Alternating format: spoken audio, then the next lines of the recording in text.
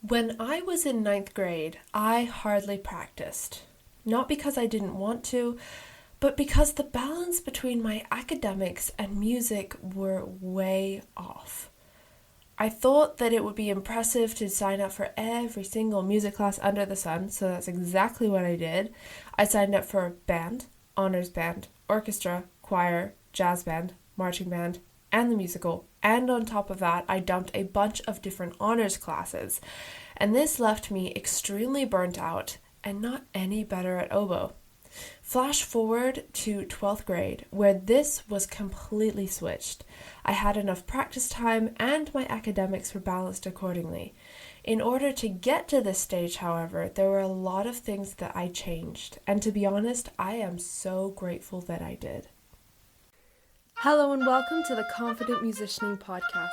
I am your host, Eleanor, and after countless practice sessions, a ton of broken reeds, and 7 different music school acceptances in 3 different countries, I have learned a thing or two about savoring your practicing, becoming your best practice companion, and actively working towards your musical goals.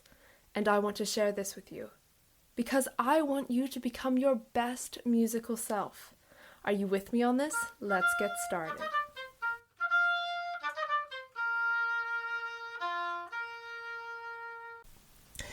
Okay, welcome back to another episode. Oh my gosh, I am so excited about recording this one because I think that this is a really important thing to discuss. So today we are going to dive into 3 strategies that I used to balance academics and music when I was in high school. Number 1, we got understanding your priorities.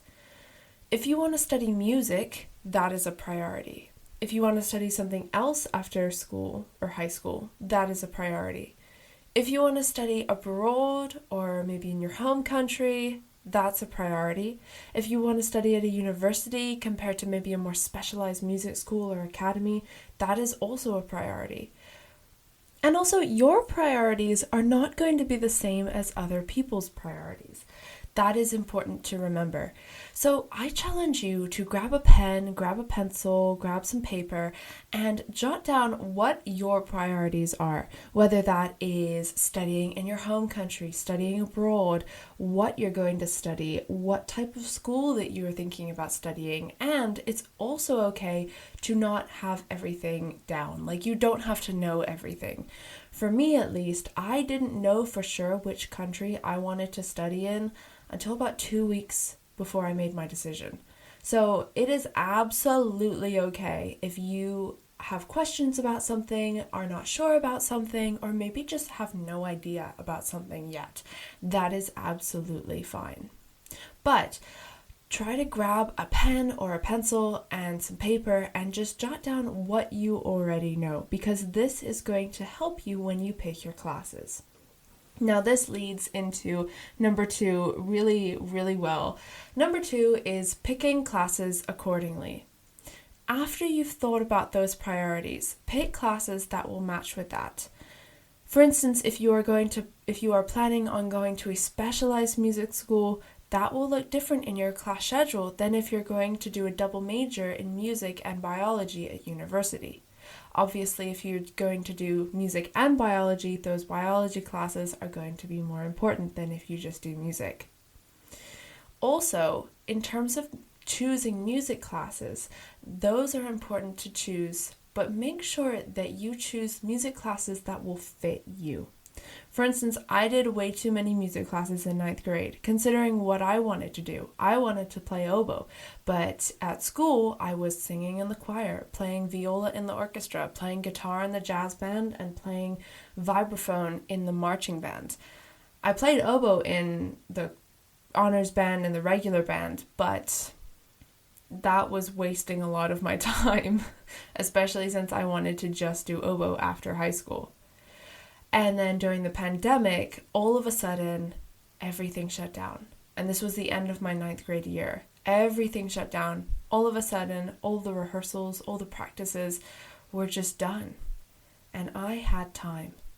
And I realized, crap, I haven't been practicing my oboe. And this is what I want to do. and I need to practice my oboe. I've just been absolutely, completely distracted with all of the other things that I had to do. I had so many honors classes, I had so many tricky stuff going on, and I realized I just need to sit down with my oboe and start to actually practice. And that's exactly what I did. I did 10th and 11th grade completely remote, so I made sure that I had time to practice. And by the time I got back to 12th grade, which was in person, I made sure that my classes complemented what I wanted to do, which was oboe.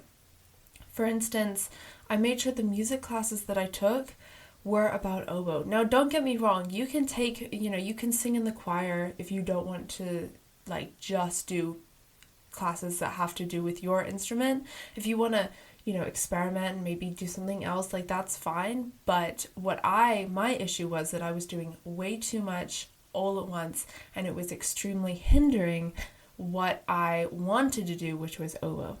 But when I got back to school in person in 12th grade, I picked music classes that would allow me to practice, and also academics that would allow me to practice. Now, I'm not saying just do easy classes. It's important to, have some hard classes in there, but really think about which hard classes you're choosing. For example, in 12th grade, I chose AP German and AP English Language. Now, these classes are advanced placement. They are advanced, they are hard, but for me, for instance, for AP German, that class I really, really enjoyed because I am very conversationally comfortable in German. I learned a lot in AP German, but I already speak German for fun. I've had oboe lessons completely in German because that's something that I just enjoy doing. So AP German, even though it was a difficult class, we talked about grammar and we talked about, some difficult stuff, for me, it was really, really fun. So it felt just like a lot of fun.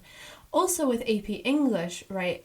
English is not something that I enjoyed doing outside of school, but it was just really fascinating, and I made sure that I enjoyed those classes. I think that is so important when you do hard classes, especially if you're going to do music or something that maybe those classes aren't going to be English isn't directly correlated to music. It is important to try to make them as fun as you can and as engaging as you can. And then it is also a good idea to sprinkle some easier classes. In 12th grade, my history class was very, very easy. And I remember doing that on purpose. I wanted to make sure that I had a class that just was something that I was going to sit through and enjoy and not really have to, work hard for. And that is also very important. So it is good to have a balance, but everyone's balance is going to be different, which means that you need to make sure that you have your priorities, right? And those priorities can change. Remember, they can always change. They can always adjust. They can just move about a bit. That is completely fine. But it is important to focus on the priorities and choose classes accordingly to that. Number 3, we got give yourself some grace. This is something that I did not do in 9th grade. I stressed myself out so much and I did not practice. I mean, we already established this because I was too focused on academics, but I didn't give myself any grace, and I am such a huge perfectionist, so I made sure that I got good grades in those classes, and so much so that it just really, really did not help not only my practicing, but also my mental health. It just wasn't a good mix at all. So it's important to give yourself grace. You are navigating this for the first time. Think about that for a second. You are navigating whatever you are going through, whether it's high school, whether it's a different type of school, whatever it is, you are going through it for the first time. You are navigating your life for the first time, which, if you think about it, it's kind of insane. And that means that that is amazing. You are doing a great job navigating your life for the first time. So, giving yourself some grace when maybe you don't get the grade you want, or maybe you don't do the thing that, you really wanted to do, or maybe you didn't get the audition or something.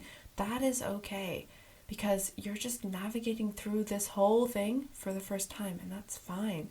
So, giving yourself grace is really important, especially when you're super stressed, especially when, it's getting difficult with academics, with music. Giving yourself grace and being like, okay, it's okay to be stressed. And it's okay to maybe not do as well as I thought that I was going to do. That is a really, really good thing, to just give yourself grace.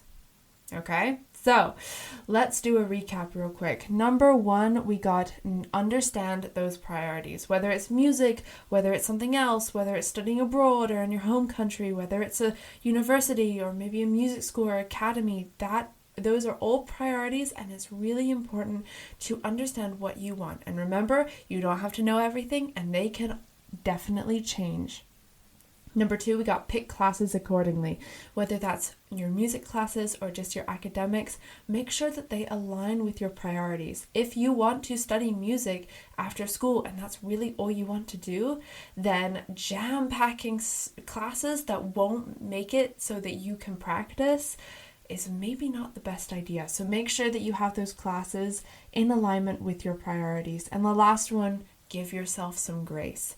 You are doing this for the first time. If you mess up, or if maybe something happens that you didn't realize that was going to happen, or something like that, that is fine. Okay? It is fine. And that is it for today. Thank you so much for listening and hanging out with me today. I am so grateful. If you like what you heard and you don't want to miss the next episodes, because they are only going to get better from here, make sure that you hit that subscribe button, and I cannot wait to see you in the next episode. Bye!